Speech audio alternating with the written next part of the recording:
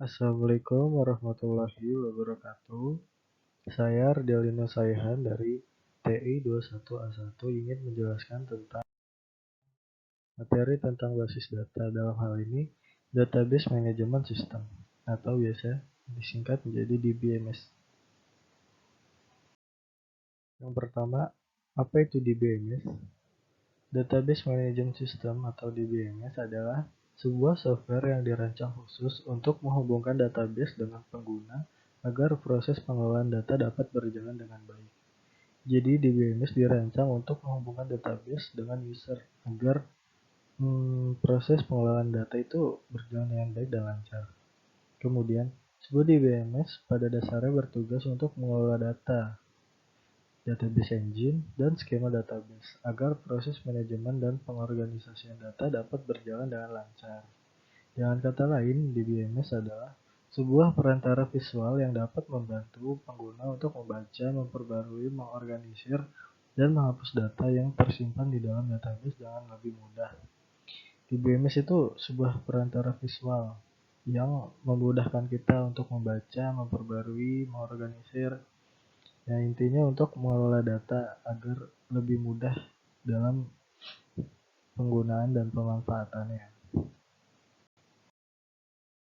Kemudian, fungsi dari DBMS. Ada beberapa fungsi dari DBMS, yaitu mendefinisikan data beserta kaitannya. Sebuah database memiliki cakupan informasi yang sangat besar yang tersimpan dalam bentuk dokumen atau tabel. DBMS membantu mendefinisikan di mana sebuah informasi terletak beserta kaitannya dengan informasi di tabel atau dokumen lain. Jadi DBMS itu memudahkan kita dalam mencari data atau informasi yang saling berkaitan gitu di satu data atau di dokumen lain. Kemudian memanipulasi data. Salah satu fungsi mendasar di DBMS adalah untuk menyimpan, memperbarui, atau menghapus data dengan lebih mudah. Hal ini dapat terjadi karena adanya interface visual yang dapat membantu user untuk memanipulasi data tanpa perlu mengakses sumber informasi. Jadi tanpa perlu mengakses sumber informasi itu kita dapat dengan mudah untuk memperbarui data dalam DBMS gitu.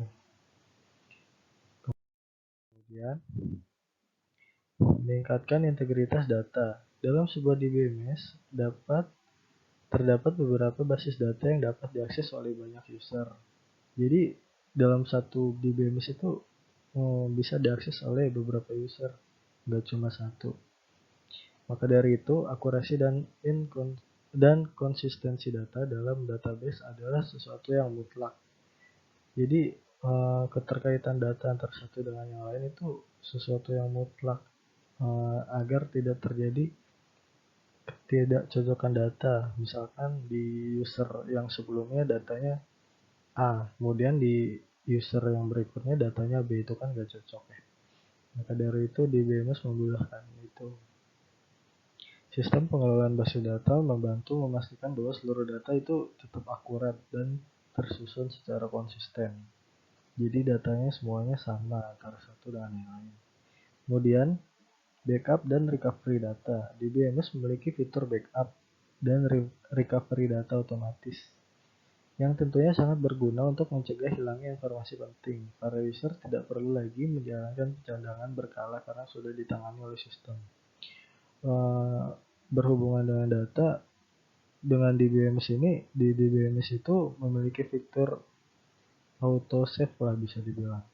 Jadi kita itu tidak perlu melakukan pencadangan data secara berkala karena semuanya sudah dilakukan oleh DBMS itu sendiri. Kemudian mempercepat akses data.